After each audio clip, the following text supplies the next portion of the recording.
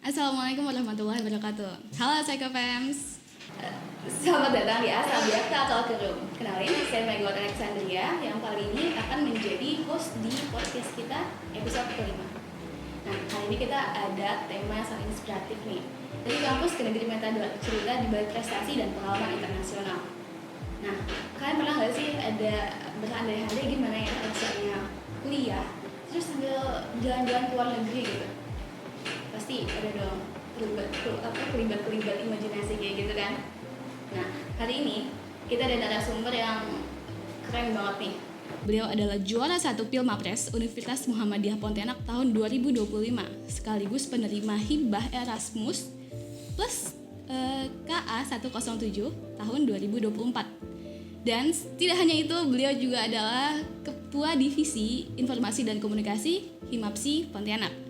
Nah, mari kita sambut aja langsung ya. Ini dia Bang Dimas Anggoro Naryutama. Hai. Apa kabar Bang Dimas? Alhamdulillah baik. Aku dengar nih ada prestasi baru lagi nih kemarin ya. Apa sih itu? Aku baru aja sama tim kemarin ngikut kompetisi rancangan intervensi yang diadakan Universitas Muhammadiyah Purwokerto. Purwokerto rupanya Bang. Iya, UMP Purwokerto yang ngituin. Nggak tahu gimana, tapi kita dapat juara 1 dari itunya. Alhamdulillah banget. Itu berarti apa namanya kemarin ya? Muhammadiyah se-Indonesia jadi ya gitu ya? Ini kalau nggak salah itu kompetisi Muhammadiyah Aisyah gitulah se-Indonesia. Jadi banyak universitas Muhammadiyah lain yang ikut kompetisinya. Banyak juga ajangnya, ada film pendek, ada vlog, ada podcast segala macam. Kami ikut yang rancangan intervensi. Keren banget. Iya. Terus abang gimana sih awalnya dulu tuh ikut Pilmapres yang 2025 itu? Apa motivasi gitu Bang? Kalau ditanyain motivasi, itu lebih ke karena tahun 2024 pernah ikut. Pertama kali ikut itu aku dapet kategori juara favorit bahasa Inggris. Nah, jadi kalau udah ikut sekali pasti kan bakalan disuruh ikut lagi nih tahun depannya mumpung masih bisa. Jadi yaudah aku ikut lagi. Bikin lagi kayak KTI yang baru dan bener-bener gak nyangka juara 1. Kirain bakal dapet ya minimal entah harapan 1 kayak atau juara 3 atau gimana gitu kan. Enggak dong, langsung juara 1 guys. Keren banget. Iya. Terus itu kemarin memang KTI tentang apa pas Pilmapres ya? Itu judulnya kalau nggak salah, aku lupa judul verbatimnya apa. Cuman intinya mau meningkatkan efikasi diri anak di LPKA untuk membantu mereka kayak reintegrasi dengan masyarakat setelah mereka bebas. Topiknya sekitar anak yang berkonflik dengan hukum lah, ABH. Dan selain menarik kayaknya relevan banget ya topik itu ya. Lumayan. Banget. Jadi kalau yang soal Erasmus tuh Bang ya mau gitu pergi ke Spanyol. Gimana pengalaman dan kesan selama di sana tuh Bang?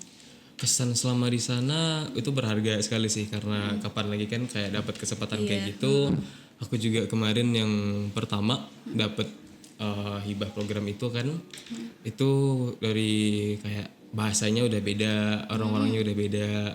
Kayak budaya kita hidup di sana dan budaya kampusnya juga beda. Jadi pengalamannya berharga banget sih. Banyak yang aku ambil dan aku pelajarin dari pengalaman di sana kemarin. Ini keren ya. Kalau antara barrier budaya sama bahasa apa yang lebih kendala bagi Abang Dut kemarin di sana? Kalau budaya sih mungkin karena aku udah sering udah familiar dengan budaya luar dari internet segala macam itu ya udahlah gitu kan. Ada perbedaan budayanya walaupun sempat shock dikit istilahnya tapi itu ada ya culture shock ada ya. Boleh ntar kita masuk ke situ. Tapi ya bahasanya sih yang lumayan jadi kendala karena awalnya aku mikir negara Eropa kan di Spanyol mikirnya kan orang-orang juga bisa bahasa Inggris gitu kan.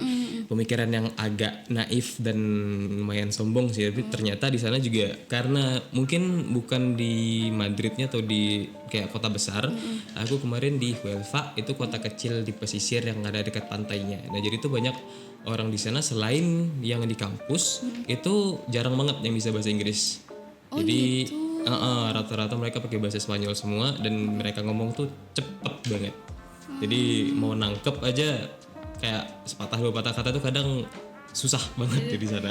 Jadi benar-benar dicemplungin di benar-benar budaya Iya. baru di antara bahasa-bahasa yang belum familiar gitu ya Bang ya. Sahabat aku Google Translate waktu itu.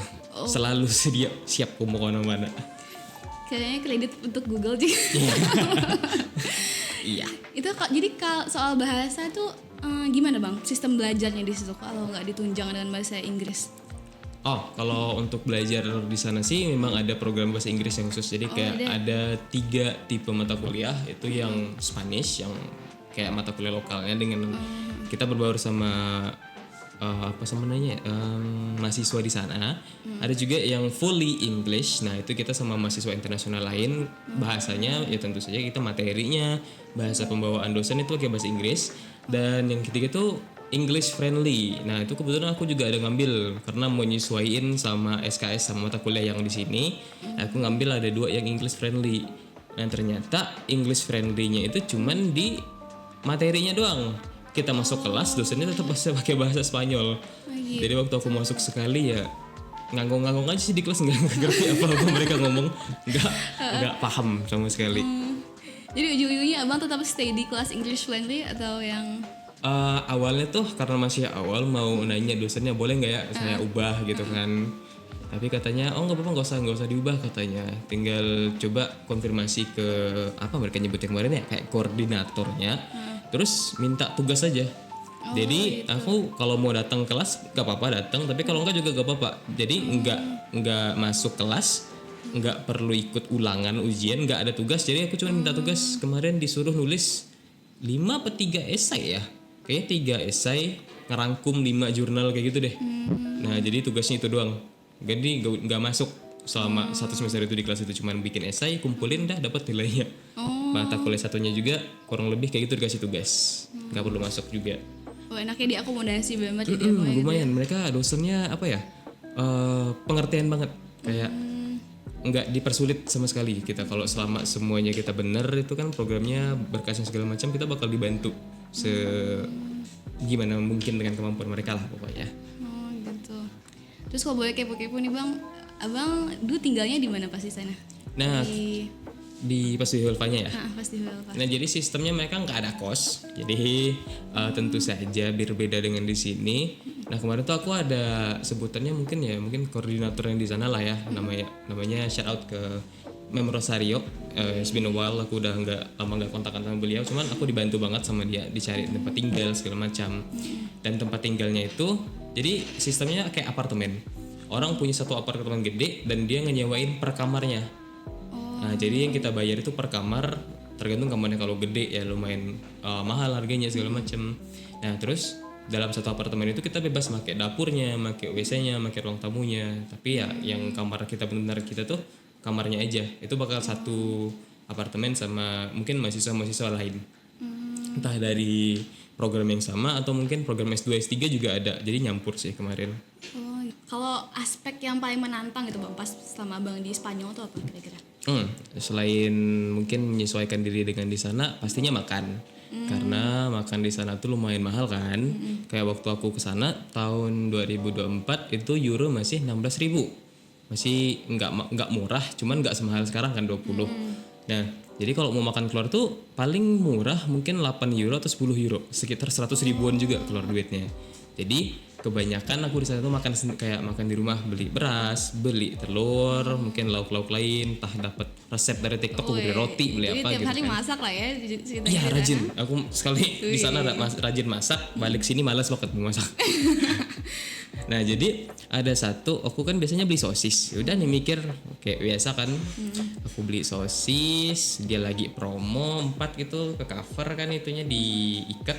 Udah aku makan. Selama makan tuh ya rasanya aman-aman aja, mirip-mirip gitu kan.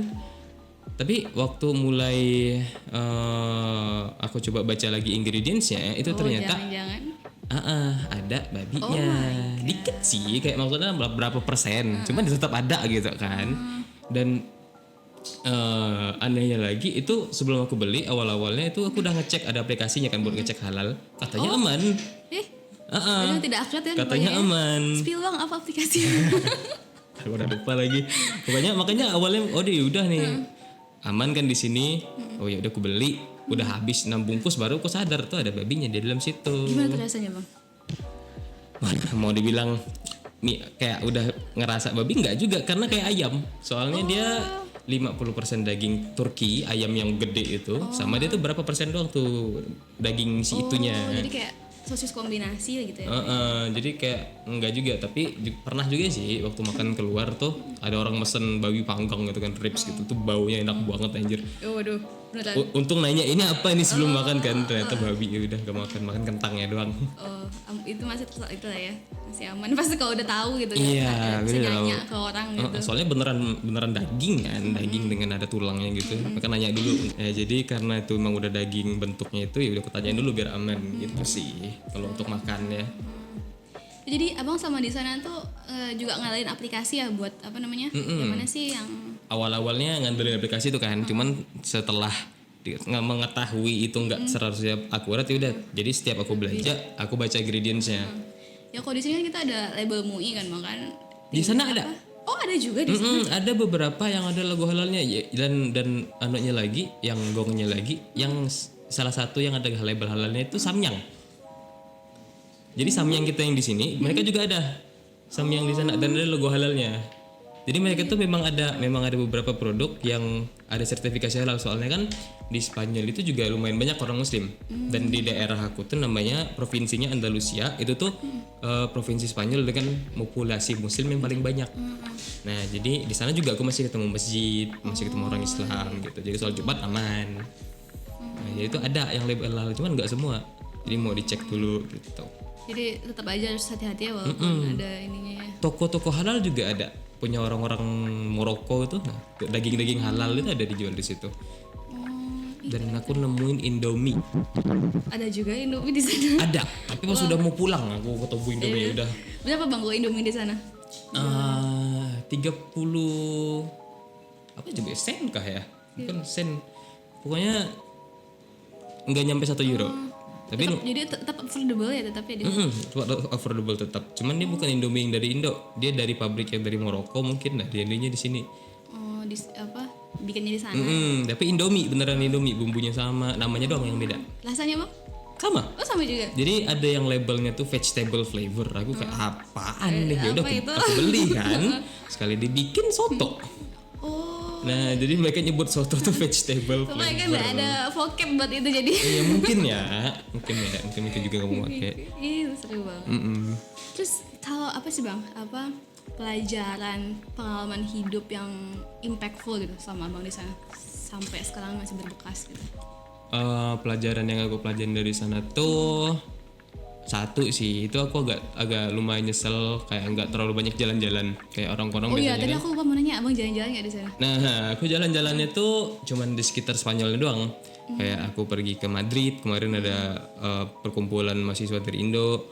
Terus aku ke Granada, ke tempat dosen. Diundang ke sana buat tinggal itu kan, terusnya pergilah ke Alhambra segala macam. Cuma itu nggak ada pergi ke kayak biasa kan kalau udah ke Eropa tuh mahasiswa internasional entah ke Paris atau ke Barcelona. Itu aku juga nggak ke Barcelona. Ya kayak cuma di sekitar Spanyolnya doang. Itu aku lumayan agak nyesel karena nggak explore sendiri, nggak lebih explore. Cuman tuh agak ada takutnya juga sih karena sendiri kan, nggak ada temen yang bisa diajak traveling bareng. Tuh ada satu sebenarnya, cuman dia juga nggak bisa selalu pas nih jadwalnya nih. Jadi kalau dia pergi ke sini, aku mungkin nggak bisa ngikut gitu. Jadi banyak sendiri. Misalkan disuruh sendiri ke Paris kan agak ngeri ya gitu ya, ke Perancis ya. Jadi gitu. bahasanya mereka ndak friendly dengan orang Inggris gitu kan, segala macam. Jadi selain itu aku juga terlalu banyak stay di comfort zone lah kayaknya. Waktu diajak ketemuan sama temen tuh aku agak malu gitu kan. Tapi kayaknya seharusnya mumpung udah di sana ya udahlah gitu kan, coba kenalan sebanyak-banyaknya gitu. Jadi itu sih pelajaran yang sampai sekarang, mungkin kalau aku dapat pengalaman kayak gitu lagi, kesempatan keluar, mungkin aku akan lebih outgoing lah. Jadi nggak introvert amat kata orang tuh. Tapi kayaknya abang balik ke Pontianak nih ini deh apa banyak banget prestasinya, kayaknya udah keluar dari comfort zone nih, ya nggak sih? Iya sih. Ya, berarti, Cuman waktu kayak masih di sana tuh ibaratnya balonnya segini, akhirnya di sini doang nih di ujungnya, belum mau terlalu jauh gitu. I see. Iya banyak sih yang improve setelah dari sana emang. Keren ya. Terus Bang, kalau bisa tentang ilmu psikologi kan, kita mahasiswa psikologi, sejauh mana sih ilmu psikologi yang udah Abang dapat sebelumnya tuh untuk menghadapi berbagai tantangan di sana, tantangan hidup dan lain-lain yang Abang alami? Kalau pakai psikologi ya mungkin cara adaptasi mungkin aku banyak pakai, mungkin ya nggak tahu teori apaan. Tapi selama di sana aku sih ngambil mata kuliahnya tuh nggak yang itu sih ya, kayak aku ngambil metopen ke sana karena emang ada matkul di sini aja. Sekalian gitu ya. Jadi paling kepakainya di situ, mungkin kalau ada teman-teman aku di sana yang cerita, nah itu aku pakai kayak apa yang udah aku pelajarin untuk adaptasi di sana juga. Aku ada pakai beberapa misalkan gitu kan, tapi spesifik teorinya ilmunya apa nggak tahu juga sih. Tapi ya selama aku pelajarin di kampus sebelum ke sana ya sebisa mungkin aku coba pakai selama di Spanyol lah, gimana mungkin interaksi sama orang gitu, gimana jaga kayak tata krama segala macam walaupun budayanya beda. Tapi ya tetap kita harus apa ya, aku representasi kayaknya sendiri waktu itu mahasiswa pertama dari Indonesia yang ada di Helva sampai masuk koran malahan. Wah, keren. Sayangnya aku nggak dapet beli korannya kemarin. Aduh. Nah jadi harus tetap menjaga itu sih, jaga image selain sebagai mahasiswa dari kampus, aku juga sebagai ya orang Indo pertama di sana gitu kan. Nah, banyak sih. Ya reputasi internasional Indonesia gitu ya. Ntar kan kalau masuk berita ini mahasiswa ini ada skandal kan malu ya gitu, udah jauh-jauh. Bahaya ya kalau bawa nama negara di tempat lain gitu ya. Nggak boleh kepikiran juga aku tuh. Iya. Terus apa sih Bang, Abang ini kan mahasiswa ikut banyak lomba. Udah gitu jadi Kadif Infocom gini Ya. kan. Aktif banget di organisasi. Terus personal life lagi tuh nggak tahu gimana. Itu Abang nyimbangin semuanya tuh gimana Bang? Biar semuanya Jujur Li agak ribet sih ya. Kayak kebayang aku juga aduh. Mana sekarang lagi sambil magang kan, kayak dari kayak hari kerja gitu, tambah harus mulai nulis skripsi segala macem. Nah tapi kalau untuk membagi waktu itu jujur masih keteteran, masih kadang entah tugas lupa dikerjain lah atau kayak kerjanya di ujung gitu. Tapi aku coba buat di sela-sela kesibukan tetap kasih waktu untuk istirahat sih, biar nggak terlalu overwhelmed gitu kan. Dan sebisa mungkin coba untuk manage tugasnya satu-satu ngerjainnya. Itu sih yang aku coba kerjain tuh, walaupun tugasnya banyak bakal aku coba kerjain satu persatu, karena kalau ngerjainnya langsung sekaligus tuh rasanya kayak anjir lah nggak habis-habis nih gitu. Nah jadi kalau pola aku ngerjain tugas itu satu-satu gitu, misalkan lagi mau fokus kayak lomba kemarin, nah kerjain dulu itu baru lanjut misalkan ngerjain hal yang lainnya gitu. Terus kalau yang organisasi sebenarnya kalau dibilang aktif ya paling kalau ada acaranya doang gitu kan. Tapi kalau di balik layar itu anak-anak divisinya lumayan mandiri mereka ya. Soalnya kayak saya juga kadif datang tengah jalan ngegantiin yang sebelumnya. Jadi mereka udah punya pola kerjanya sendiri yang udah bisa jalan sendiri gitu loh. Udah lumayan mandiri anak-anaknya gitu. Jadi lumayan shout out dulu untuk anak-anak Infocom ya. Jadi mereka udah bisa apa ya, jadi aku paling inputnya dikit doang kalau ada apa-apa gitu. Kalau ada mereka perlu opini apa aku kasih, misalkan perlu pendapat tentang desain ini itu udah kasih. Tapi ya sisanya mereka bisa mandiri lah, lumayan membantu sih sebenarnya dengan biar nggak terlalu keteteran gua ini. Jadi teamworknya bagus ya, banget Infocom nih, masya Allah. Ya masya Allah sekali. Keren. Terus abang pernah nggak sih burn out gitu atau? Pernah, sering sih kayak. Oh sering nih. Iya. Burn out aku tuh kalau misalkan udah pada numpuk, itu aku bukannya ngerjain, tapi malah prokrastinasi. Malah makin males, makin nanti ujung nanti nih ngerjainnya gitu. Jadi kayak apa ya, semakin banyak bikin stres tugasnya, aku makin gak mau aku pikirin. Iya sama. Nah, itu jeleknya tuh, masih coba buat aku benerin gitu polanya. Karena kayak kalau terlalu banyak itu kan udah makin kena deadline gitu, makin nanti ini tugas gedenya skripsi ini harus sudah mulai dituin. Kamu kok udah udah burn out gitu kan? Keluar dari lingkaran burn out gitu kayak gimana dong? Apa abang ada trik nggak gitu? biasanya langsung kayak maksain diri langsung kayak udah gitu. Udah tiba-tiba step oke gitu. Udah kira-kira udah kelamaan nih, biasanya tuh jalannya tengah malam sih. Jadi tengah malam baru mulai kayak ya udah kerjain gitu. Kayak yang film Apres kemarin aja kayaknya aku nyicil dikit latar belakang, terus sisanya aku kerjain besoknya mau ngumpulin. jadi SKS. Ini tingkat dewa sih Mas, SKS tingkat dewa. makanya nggak expect sama sekali bisa dapat menang kategori apapun gitu kan, karena ngerjainnya semalam langsung kayak berat selesai sampai subuh. Iya luar biasa. Jadi kayak kalau ditanya paginya apa sih yang ditulis, nggak tahu gitu. Ngerjainnya main tulis aja kemarin itu. Terus pas di Huelva kemarin ada nggak pengalaman apa dumpuk? Wadah, ada. Oh, esai yang tadi aku bilang itu kan disuruh bikin 3. Tugas mata kuliah satunya itu aku udah selesai lumayan lama, jadi itu adalah effort untuk nggak numpuk nih, satu aku cicil. Cuman esainya 3 biji ini belum aku kerjain sampai ujung-ujung, kayak bulan terakhir apa baru aku mulai kerjain. Yang pertama kedua itu kayaknya pertengahan bulan tuh selesai.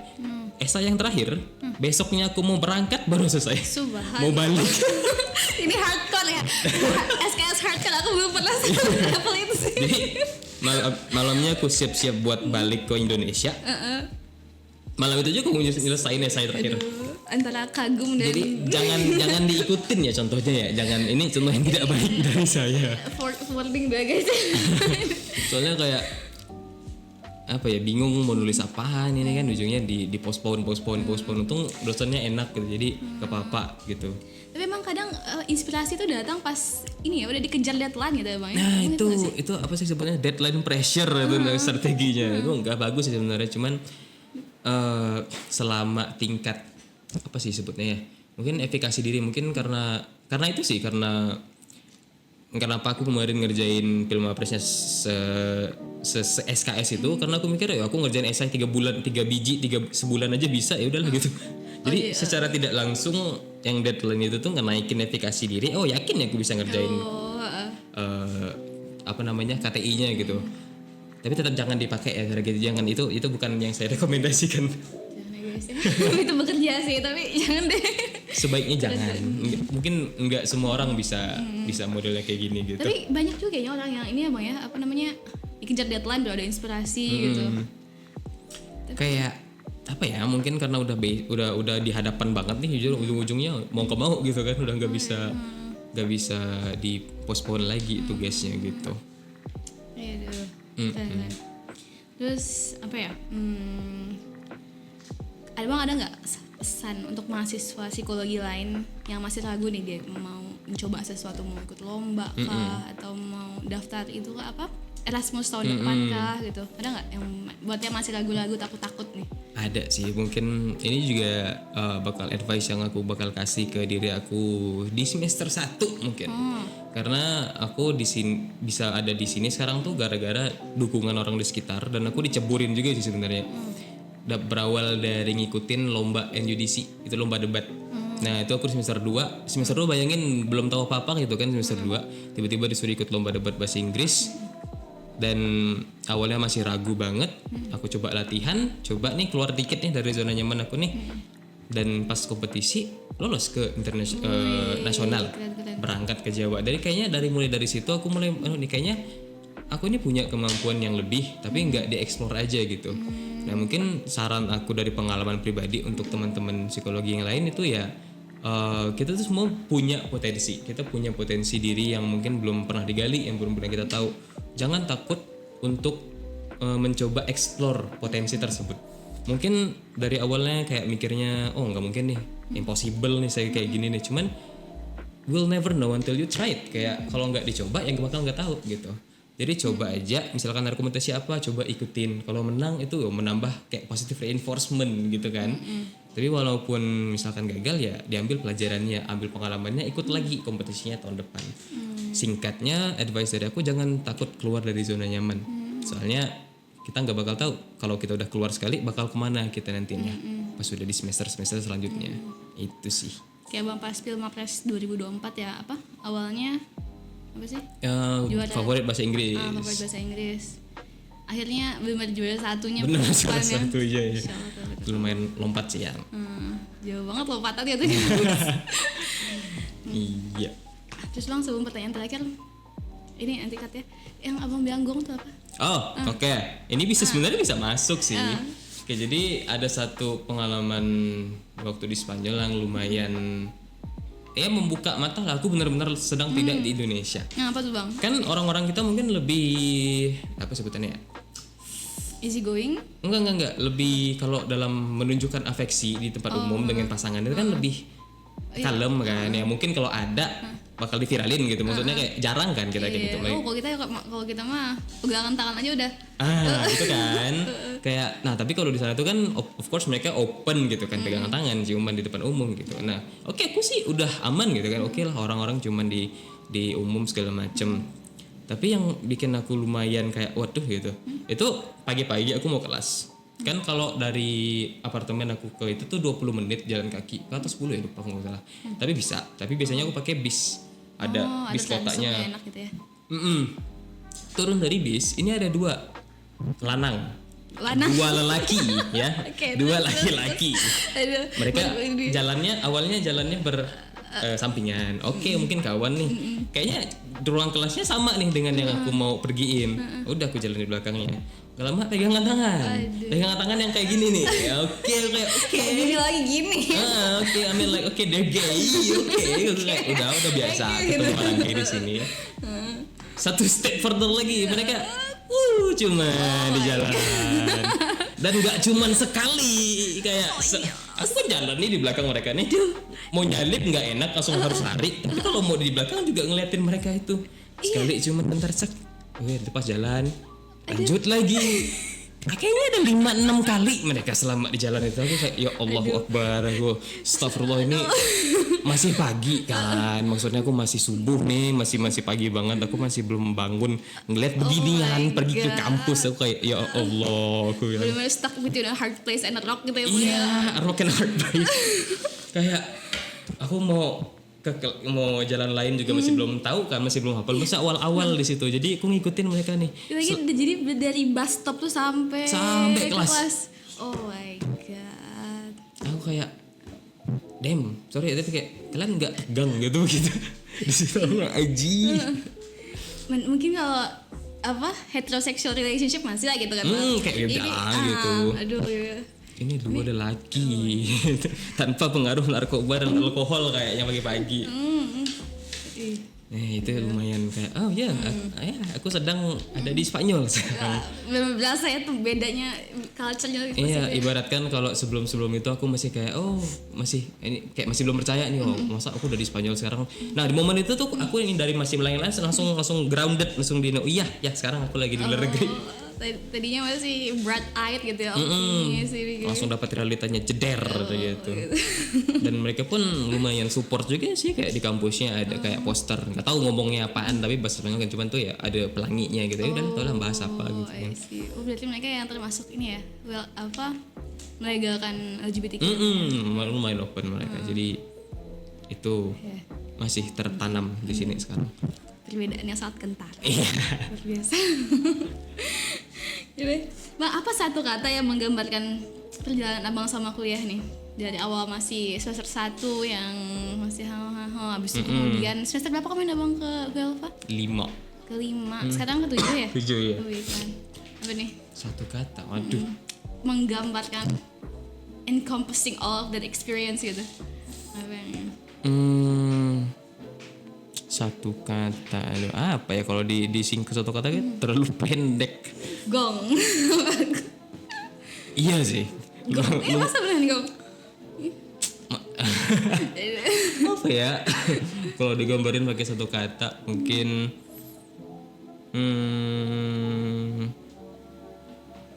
mungkin euforia bisa. Oh, euforia. Kayak banyak sih yang pengalaman-pengalaman yang nggak biasa kayak yang barusan. Tapi selama aku kuliah dari semester 1 sampai semester 7 sekarang, aku belajar banyak dari pengalaman-pengalaman yang udah aku lakuin. Dari lomba-lombanya aku juga bisa melakukan banyak hal yang aku nggak pikir pernah bisa ngelakuin sendiri gitu kan. Kayak karena banyak ikut lomba, aku jadi lebih sering ke keluarga yang di Jawa, lebih kenal dengan yang di sana. Jadi kayak menemu silaturahmi juga. Aku bisa kayak banyak kenal sama orang-orang hebat dari banyak event-event itu. Dan ini nggak tahu bakal aku masukin juga. Aku tahu nggak di video, tapi ya aku bisa pacaran juga waktu di sana. Nah, jadi kayaknya kalau digambarin pengalaman aku kuliah selama ini bisa satu kata euforia. Seneng.